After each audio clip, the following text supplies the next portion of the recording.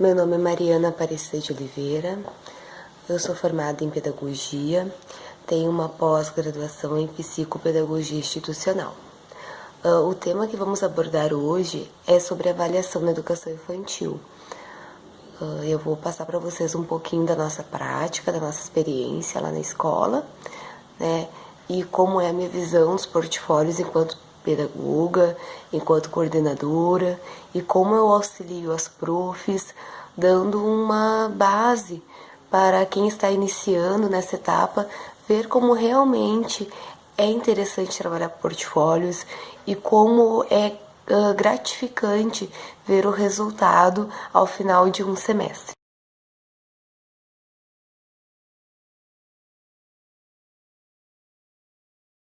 Qual que é a importância da avaliação na educação infantil?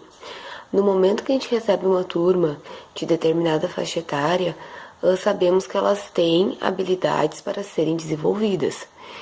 E para a gente ver o que realmente precisa ser feito e intencionalizar o nosso trabalho, é necessário que faça uma avaliação constante, não apenas do resultado final, mas sim do processo que essa criança está passando, de como ela chegou e a curto prazo como ela está, a médio prazo, a longo prazo.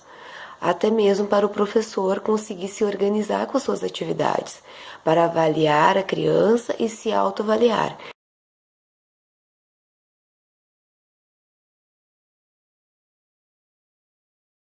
Forma que esse material portfólio, essa ferramenta contribui para a avaliação na educação infantil.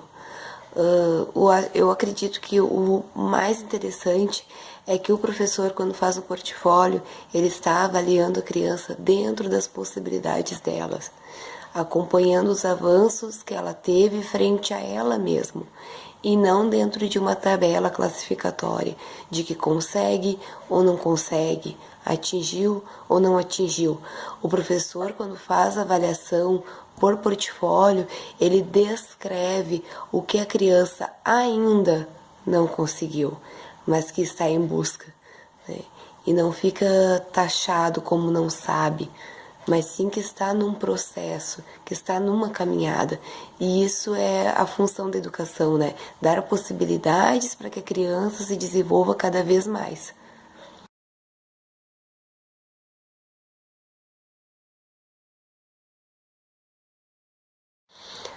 Na minha opinião, outros mecanismos de avaliação, como um parecer descritivo, ele é válido, mas ele tem que ser real.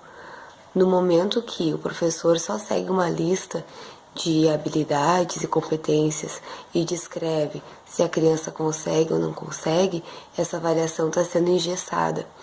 E nós sabemos que na educação infantil a criança ela tem facilidade de aprender.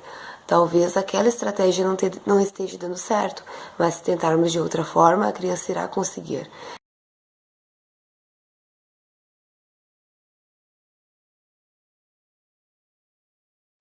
Em relação às famílias, a devolutiva sempre é muito positiva. No final de cada semestre, a gente manda uma folha junto com o portfólio para eles descreverem como foram as atividades, né? O que eles acharam sobre o portfólio. E as mensagens são sempre de que ficaram felizes, o de que já sabiam das atividades, porque as crianças comentam em casa. Então é um trabalho que mostra o que o professor realmente está fazendo em sala de aula com a turma e o quanto eles estão aprendendo e evoluindo.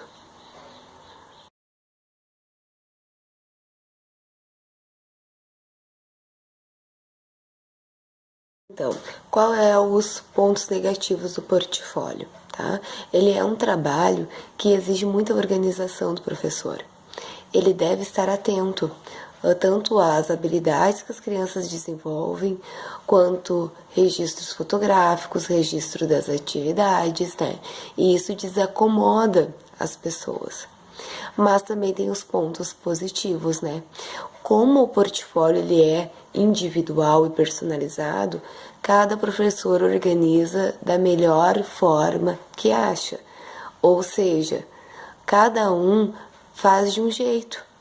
Ele não é engessado. Cada um descreve como foi a adaptação da sua turma. Cada uma descreve como foi o projeto da sua turma. Cada uma descreve como foi a elaboração e aplicação das atividades. Então ele se torna gostoso e prazeroso de fazer em função de não ter um modelo pré-estabelecido.